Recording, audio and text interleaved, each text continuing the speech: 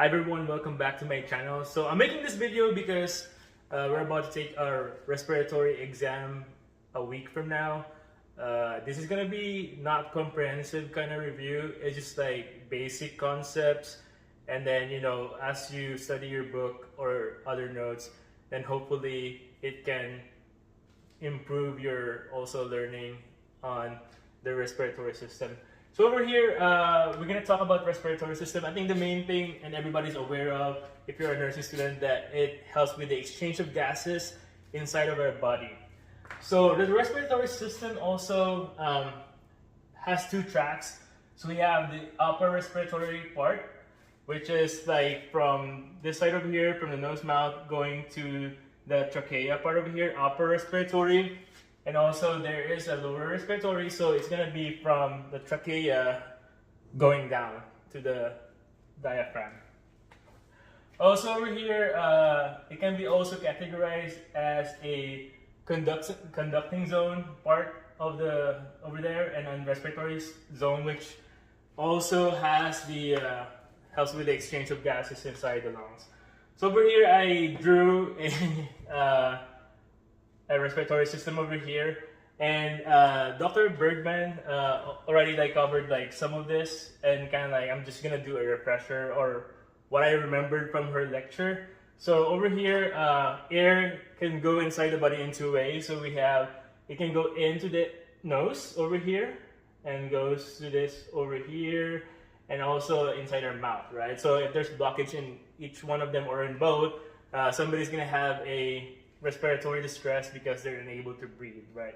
So the air over here also meets over here, and then in this area, in the tip of the tongue, there's going to be an epiglottis structure, and again, epiglottis closes the windpipe, so that when we do eat, we're not going to be able, it's not going to go inside the windpipe, it's going to go straight to the esophagus. Going down also is going to be the larynx, and then the trachea over here, and from the trachea it's gonna go to the lungs, right? So we have the right side of the body, the right lung, and then the left lung.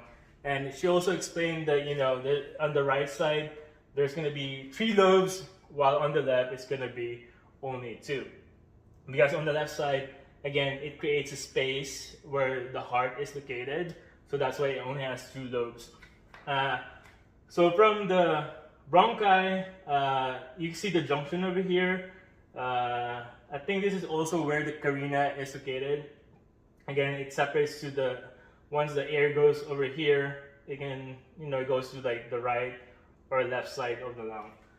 And then once it goes to the bronchi, bronchioles are the smaller portion of the bronchi, and it goes in, and when it hits the lungs, there's going to be hilum, right, where it meets it, and then from the hilum it goes to the alveoli, and then that's this sacs that actually where the air is exchanged with the blood to go to distribute to the body, and then where it gets the CO2 that needs to be expelled out of the body. So over here we also have 2 accessory muscles that are available in the respiratory system. So we have, I drew a rib cage over here, like this one. So the rib cage, you're aware that it protects the lungs, right? So if somebody hits, it's not gonna actually hit the lung. Even the heart, any thoracic region over here, it protects it. So in between the ribs over here is gonna be the intercostal muscle. So that's one of the accessory muscles in the respiratory system. And also, again, we also have the diaphragm.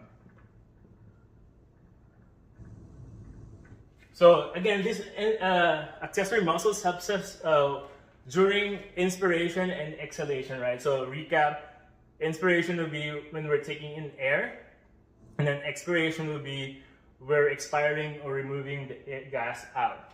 So, and you would notice also that if somebody is in respiratory distress, that either they're gonna use the accessory muscle over here in the diaphragm area, or you can also use like a lot of accessory muscle on the top part of their neck over here. So if somebody's like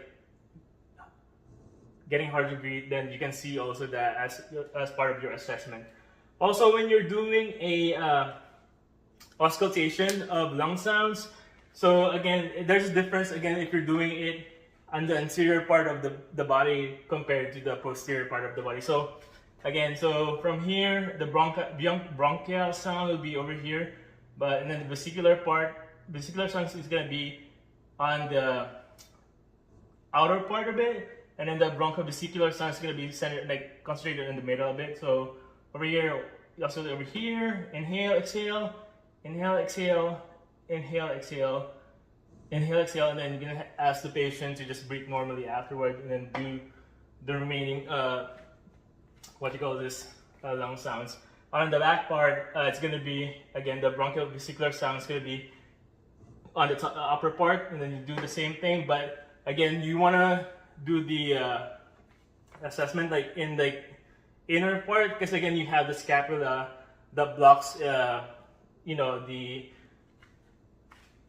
breathing, so you can't hear it. So you're gonna have to go inside inner to actually hear something.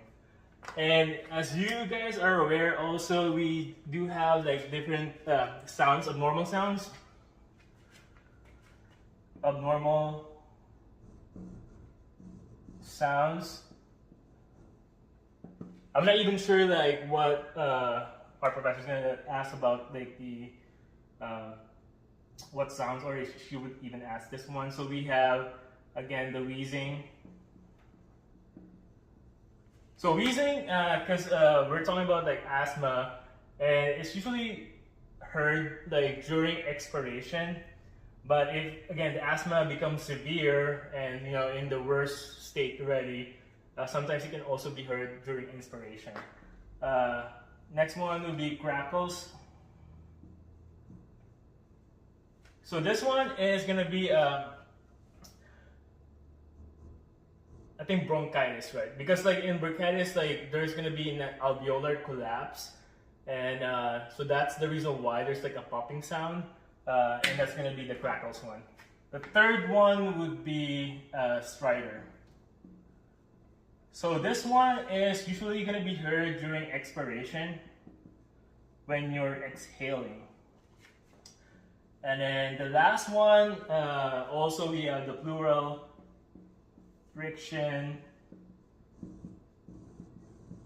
rub. So this one is the what do you call this? Dry grating sound that that is heard during lung assessment. So alright guys, so this is like the first part of my review. Again, stand by for the part 2. I'm just gonna read some of those first. Thank you.